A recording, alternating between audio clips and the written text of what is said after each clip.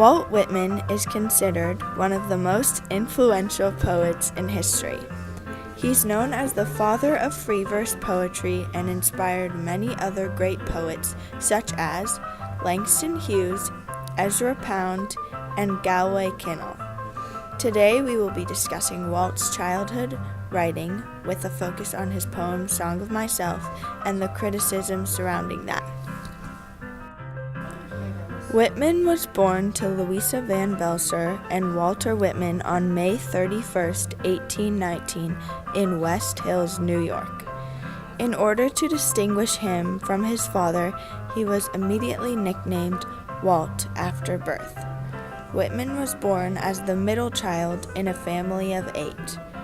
He had 3 sisters and 4 surviving brothers. Growing up, Whitman was considered his mother's favorite.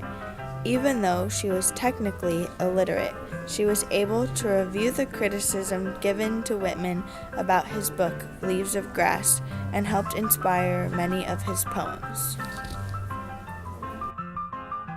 At age 4, Walt's father moved him and his family to Brooklyn in the hopes of higher rate of job opportunities.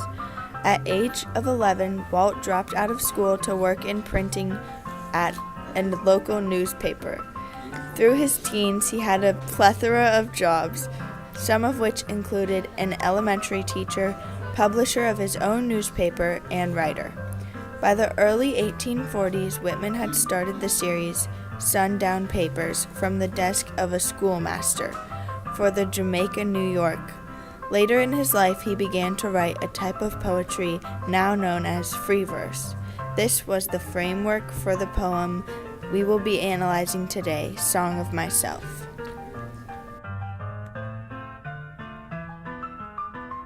Walt Whitman's famous poetry book, Leaves of Grass, is a book that consists of 12 poems. These poems are written in free verse, a type of poetry defined as free from limitations of regular meter or rhythm. In this sense, most of the poems written by Walt Whitman had no rhyme scheme or structure set up. He simply wrote down his thoughts, organized into small, paragraph-like sections. The poem, Song of Myself, is separated into 52 sections. Within the sections, all of the metaphors are relatable. However, none of the sections seem to have any connection other than they center around Whitman's thoughts and his inner workings in life. In this poem, Whitman equates himself to nature among other things. He discusses his inner virtue and pureness. Song of Myself invites the reader to go on a journey with Whitman through his levels of consciousness. Or I guess the grass is itself a child, the produced babe of vegetation, or I guess it is a uniform hieroglyphic, and it means sprouting alike in broad zones and narrow zones. Whitman deeply investigates what it means to be a human in relation to all other creatures. He is able to picture himself as different parts of nature, including a blade of grass, the sun, even a piece of the atmosphere. Throughout the poem, Whitman seems to ramble about his never-ending self-satisfaction. He states that he is complete and that not an inch nor a particle of an inch is vile, and none shall be less familiar than the rest.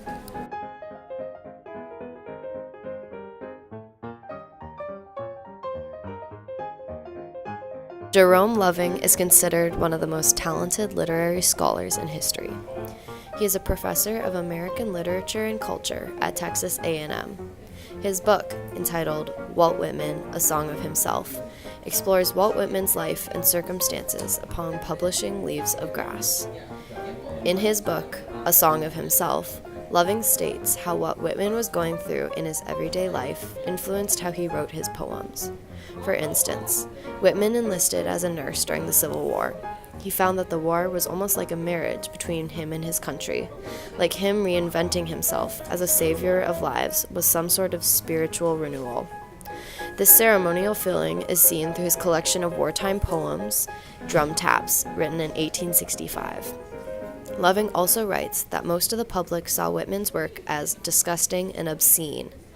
However, the public saw Whitman in his time. An article published by the New York Times reminds us that Whitman could not be called a great poet unless we deny poetry to be an art.